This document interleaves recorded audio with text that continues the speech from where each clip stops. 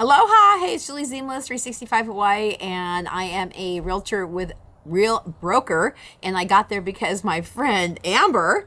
Introduce yourself, Amber. Aloha, everybody. I'm Amber Haley. I'm an agent with Real Broker, and I was so excited that Julie came over to Real Broker too. So Yay! the whole family. Yes. Yeah. So it makes it easier for us to work together and do things like this for you guys, to give you guys a little bit more of the information about what the market's looking like in West Hawaii and East Hawaii. So today we're going to be talking about East Hawaii, and we're going to be doing the update on March 2024. So let's get into the numbers, Amber. Okay, so we're going to talk about our two main districts that we kind of look to see where the trends are going with East Hawaii real estate. So we know the things that you guys want to know the most. We're going to talk about price. We're going to talk about days on the market, how long it will take to sell your house, or how quickly maybe you need to write an offer. Right? That's right. So let's look at the trend. So I am going to focus first on the Puna District because it is the busiest market over in East Hawaii, and it's also the most affordable. Right, in the entire Hawaiian island chain. Yes, for the most part. Kau is a district that we don't touch on that much because there's not very many real estate transactions down there, but most of them are in Puna, and very affordable for the whole state. So when we are looking at our most recent data from the MLS of the latest sales in the Puna District for the last full month, there were 69 single-family homes that sold. Okay. And the median sales price was $349,000. And that is up a little bit from the month prior, where it was $347,000. So just slightly up. And then when we look back a year ago, at the same time, $315,000. Okay, so it's going up. Okay. So we are seeing an increase, which is exciting if you bought a year ago, and the good news, if you're still going to buy, it's still pretty affordable. Yes. In fact, we just did our update here in West Hawaii, and it's 1.4 million. So again, the affordability level in East Hawaii is becoming more pronounced.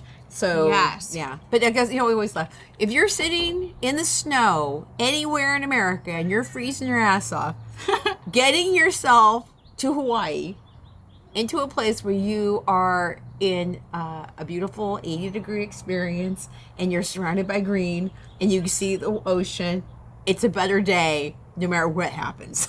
Yes, that is so true. So, 349,000. Now, when we look at how many sales there were, we had just a little bit less than the month prior. But then when we look back to a year before, we only had 56 single-family homes close. So the market has picked up from where it was the same time last year, which I think is good news probably for most people. So there is some opportunities in East Hawaii. Now, keep in mind, the Puna District does have different lava zones. So when we say the median home price is $349,000, we have to keep in mind the median home price of a house in lava zone 3 versus 2 versus 1 is going to be slightly different. So most of the lava zone 3 property is listed above that. Right. So if you're looking at neighborhoods like Hawaiian Paradise Park, you have listings between $200,000, there might even be one a little less than that, up to $2 million, and everything in between. Your standard new construction home is going to be, most of them are in the 5, 6, 7, kind of depending on the level of custom and where they're located. So that is quite a bit higher than the 349,000. So that's why I like to point out those type of stats and numbers that I see all the time as well. Yeah. And just if you're kind of newish to our channel, HPP normally across the board has 1 acre property. Yes, 1 acre, agriculturally zoned, about 30 minutes south of Hilo if you're commuting into Hilo. It is a mix. It's mostly full-time residents. There are some second homes. There are local people. There are retired people. There are working people who are working, people who have families, everything. Everybody's in HPP, and it is a very popular neighborhood because there is a lot of inventory to look at because of those 1 acre parcels, because there's no CC&Rs. A lot of people in East Hawaii like to be free of that kind of stuff. To do what they want to do. Yes. And because it's conveniently located not only to Pahoa Town, Keau Town, but to Hilo, where you have the hospital, the university, and all of that. So a lot of people who live in HPP, their kids even go to school in Hilo, some of them. Yeah? Yeah, Okay. so it's not that school district, but there are some like charter schools and different options there. Okay. So it is really popular because of that. It's a huge subdivision. Yeah. So so I do like to mention that one. Also, Ainaloa is another really hot one in East Hawaii right now. There are some newer construction in the 3s and 4s, most of it. The 4s is even on the higher end for new construction for the cost of a home in that neighborhood. That one is really affordable, and it is the last neighborhood before you get into the riskier lava zone. So right. And easier. Also, if you have not yet seen it, Amber and I did a video showing the different lots in Ainaloa, Orchid Land, and in HPP. And what is different about Ainaloa versus HPP is a smaller lot size. Smaller lot size, which to some people that's a pro, and some people it's a con. So there are some differences, but overall, your money's gonna go farther in Ainaloa. Yes. So Ainaloa is technically Pahoa.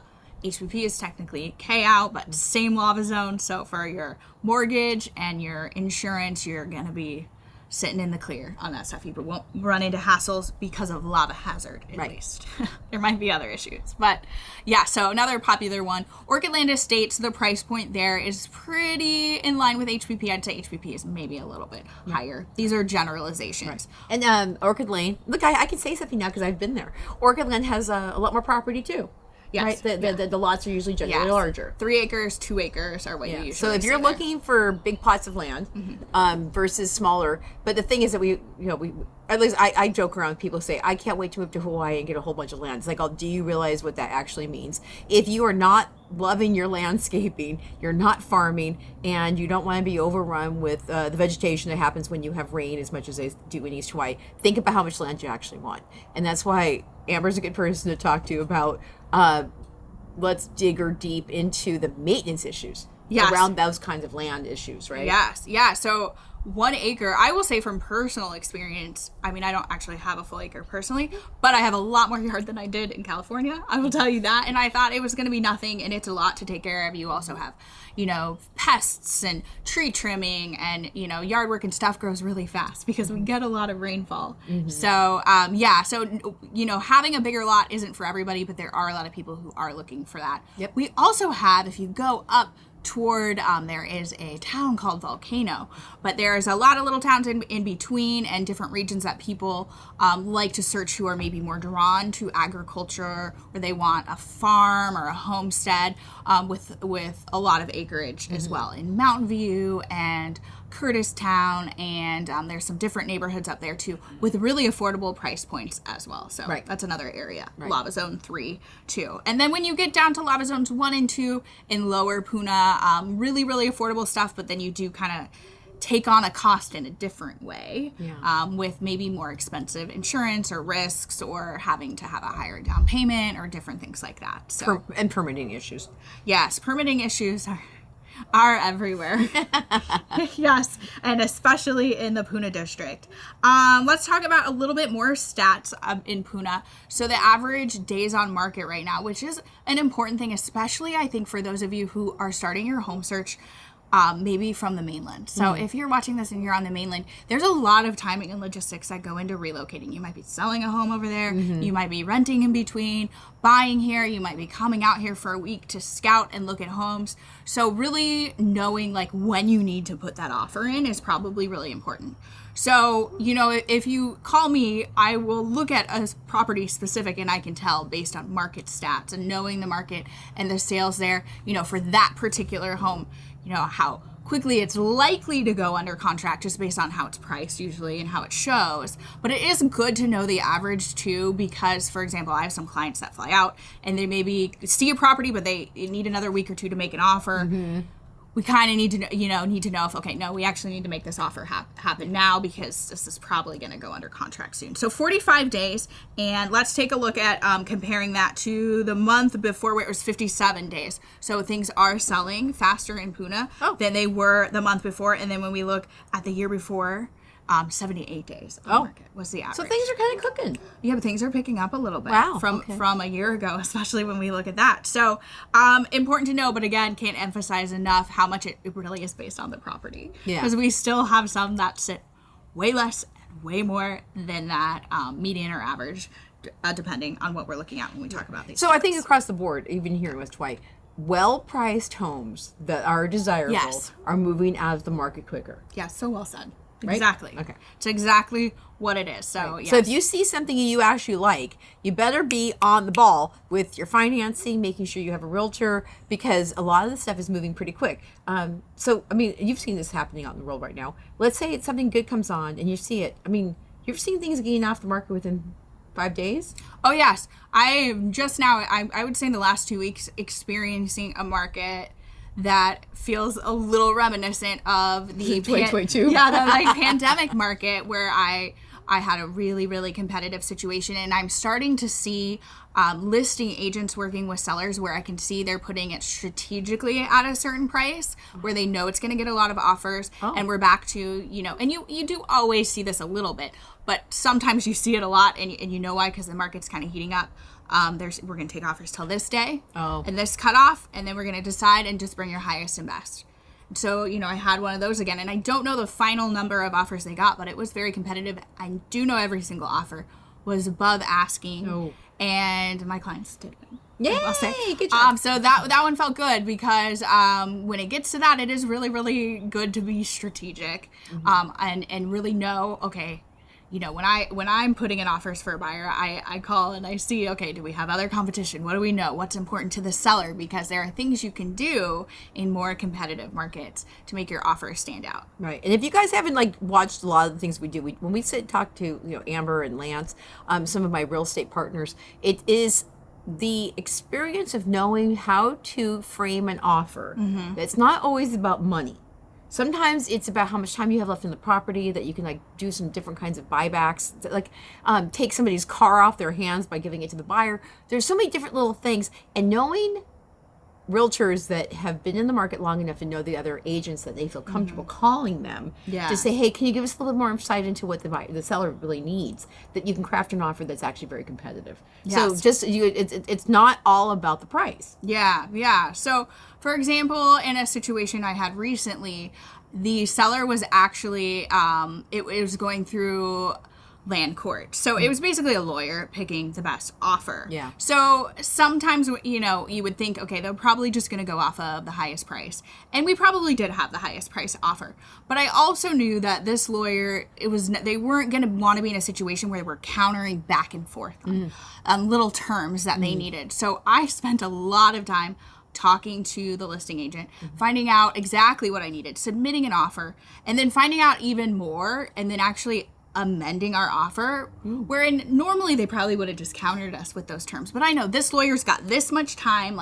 If they don't get it, they're just going to go on to the next one. So we even spent all of the extra time to amend our offer to exactly what they needed, so they could just accept it right there, and we could go under contract. So it's those little things, and it's different in every situation. Yeah. It is. I've learned that too. Because sometimes you don't want to always go as is, because there might be something with the property that you really need to be able to negotiate back on. Right? Yeah.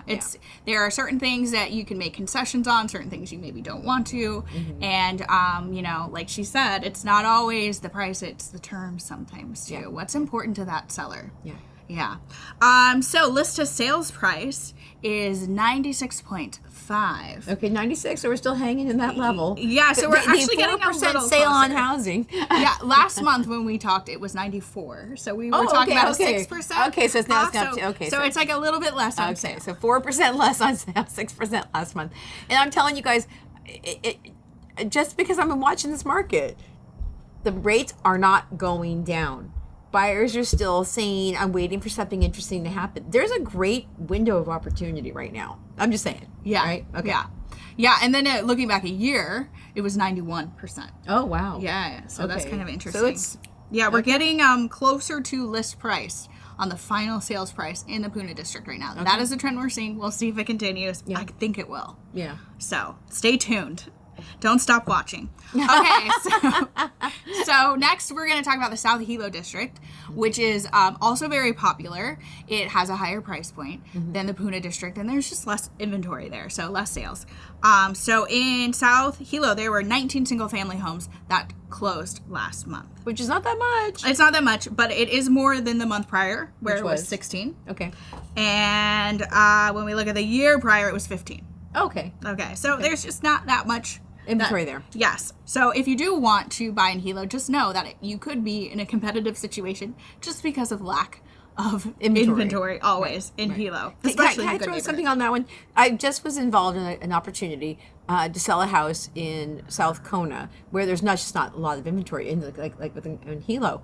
If you really want to live in Hilo and you really want to make that your lifestyle, you have to pay for that sometimes, and that is working with your agent to understand how much are you willing to go over if it's an opportunity, keeping your eyes open for what comes on the market, and really being aggressive and competitive to go in and get those houses, because there's just not a lot out there. Yeah. And in the Hilo, if you love Hilo and you love some of these neighborhoods, when something comes up, it's a rare opportunity sometimes. Yeah. And getting kind of crafty to figure out how you're going to lowball somebody doesn't always work when you're trying to get into an opportunity where it is a, like, what do they call it, a Tony market, you could say, where like there's places in Hilo that I think are beautiful, like Doctors Row or whatever, Hospitality Row. A lot of those houses don't come up very often.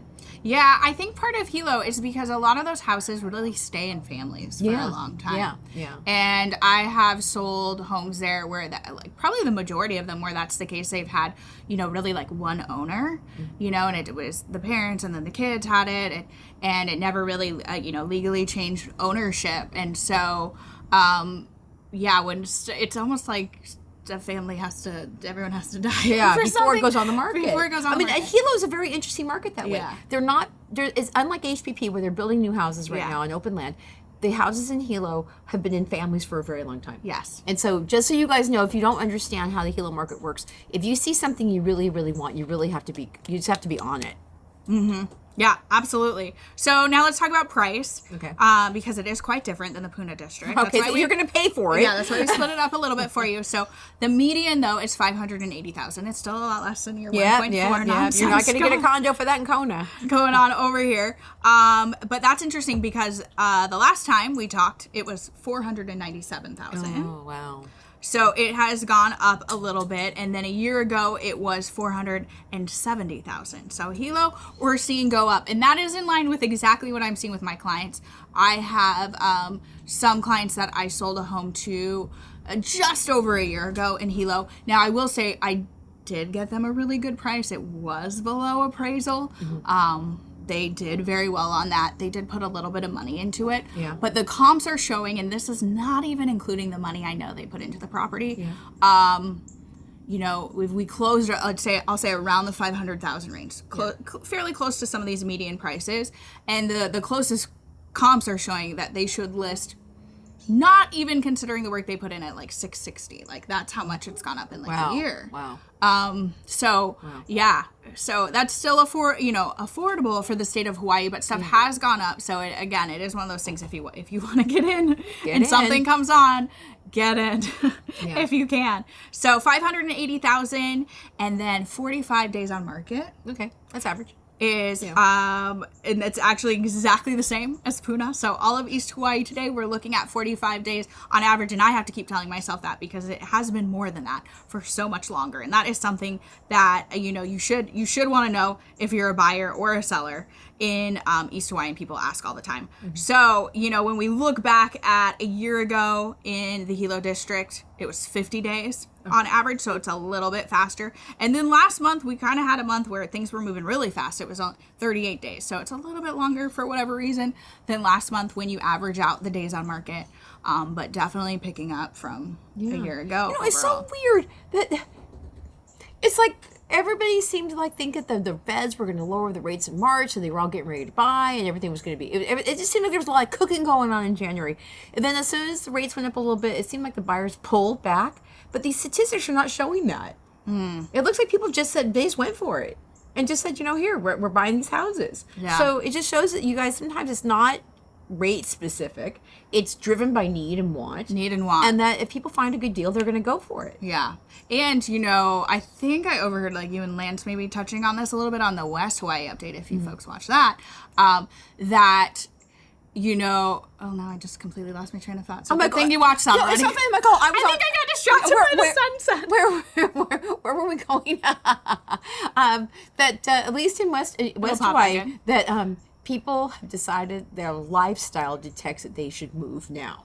Yeah. They've hit the retirement age. They've hit the thing, so they're coming over anyway. The people who have been waiting, that's what I heard. Okay. I heard Lance was like, when he was talking about, you know, some people are finally, you know, they got divorced, they just need to get out. They need to get out now. Finally, they've been waiting. All the people waiting. Because life happens. Life happens. Yeah. And I personally have a lot of clients who kind of have been waiting, and now they are ready to come out and hopefully make an offer in the month of March and April that have been waiting the last few months. So could be it. Could be a trend. Could be it. And then let's talk about list to sales price. Oh, yeah. It is a little bit different than Puna, which I'll remind you again was at 96.5%. Right. So it's at 91.4%. Whoa. Yeah. So a little more on sale, Okay. at least for last 9%. month.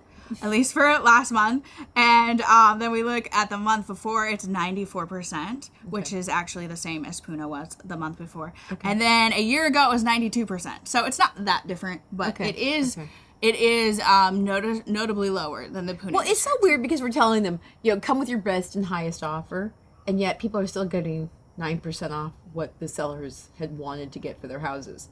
Yeah. And that might just be, you know, because we're averaging things. Yeah. Sometimes we have different things. Like a beautiful home is going to go where someone's going to sit and sit, and then they have to take a price decrease on their house, right? Yeah. So if we sat down and, you know, did a slideshow of all 19 of these homes, and we get more information that way. Yeah. But yeah, it is kind of interesting. Yeah. Hey, and speaking of that, one of the things that you know Amber can do is also put you on a listing alert, so that way if you're also kind of like not in the market just like today, you're kind of like watching what's going on. By looking at what comes on, and you can do your own market research, basically. You can look at what the price range that you're in, and you can see what's coming on. So you know, by looking at a variety of different things, you're like, oh, well, that one's only a 3.2, and this one's a 1.4, or whatever, you know, how they do the thing. And then also you can say, that one has all these great upgrades, and this one needs to be upgraded. Yes. And that's why you have this price difference. Yeah. Right? And so sometimes, like, some people have gone in there and they've done a nice, beautiful job of, like, actually, you know, upgrading some of these properties, and that's why they're a little bit higher. Yeah. And if you are not the handy guy and you don't want to move to Hawaii to turn into the fixer-upper dude, you might want to say, you know what, I'm willing to pay a little bit extra for the things that are already move-in ready, right? Yeah, and I'm so glad you said that because, first of all, I think people watching this are the type of people who will do that, and it is really smart to do. And also, I just know from living in other parts of the country and relocating myself, you might be in a market where properties are very comparable to each other, and Hawaii is not that place overall. I mean, there will be small, you know, one-off neighborhoods that, yes, okay, all these houses kind of look the same and are priced the same, but in East Hawaii especially, we have so many different price ranges. I mean, HPP alone, $200,000 to $2 million. In the same freaking same subdivision. So, yes, it is important to kind of look, just even a 4-bedroom home and a 4-bedroom home in the same neighborhood might be very different homes. Right, So and being especially able to what they've done with the upgrades and the landscaping and the hardscaping and the permits, and the some permits, might be all partially of it. Unpermitted. Yeah. So all of that, it is very, very case by case. And the more you get listing alerts or do research online or watch these videos and tune in, you will learn that and you can see that for yourself. And it's so great. The information is so accessible to you, and we hopefully are making it more accessible for you to do a lot of that research ahead of time and be really empowered. Yes. When you're ready to buy. Right. Because then you become the knowledge expert. You know, I mean, obviously, like, you know, you look for your realtor who's an actual, like, you know, expert in that area. But by doing a little bit of that market research yourself, then you are a little bit more empowered, like you said, where you can say, you know what, I've noticed that, like, at the top of HPP, it's not as desirable as the ones near the ocean. Because people want to be closer to the cliffs, and they want to be able to walk to the cliffs. And that's why those houses are a little bit more expensive than the ones near the top, right? Yeah. But some people like near the top because they can get access to the highway a little faster. They're commuters, or they have a business. So it's like it's kind of what you need and what you want, but you're not going to figure that out a little bit until you do a little of that research. Yeah. Right. Yeah. So there you go. And some also have let me because I'm hearing my little Cokie frog starting to go off.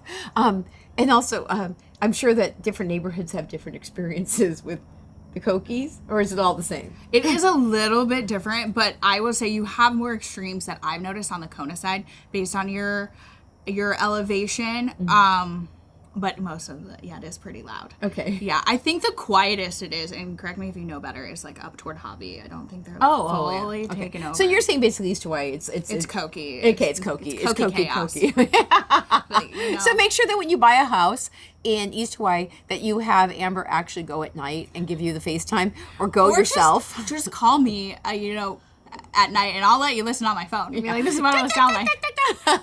Yeah. So also, if you want to know more about the good, the bad, and the ugly of East Hawaii and West Hawaii, we just filmed a segment that we're going to put on YouTube, probably the next 2 days, that gives you a little bit more insight into what you should be aware of when you're thinking about buying a house in East Hawaii. And it was a great conversation with Lance Owens. We gave a lot of great information, so don't miss that one. Yeah, that was a good one. I always go back to Eric. Is there anybody on Facebook land that has any questions, comments, concerns? No. Okay, so and people over here in YouTube land, if you want to be on the live show, please go to 365hawaiiliving.com and join our Ohana, and you will have access to a bunch of free resource guides, also in-depth experience around like building community, and also access to our private Facebook group, which is the I'm Moving to Hawaii Island Buying a Home group, where you get a chance to actually watch us live and put your questions in. And then we also give you access to our Zoom links for our island-wide real estate update, where we bring in a mortgage professional, and we also have realtors from around the island giving basically updates and insights into the different areas around the whole island. And this coming month, we are actually doing that on March 28th. So join us for that. And Amber usually does these updates on the Wednesday of the first of the month, so keep tuning in because she keeps doing them.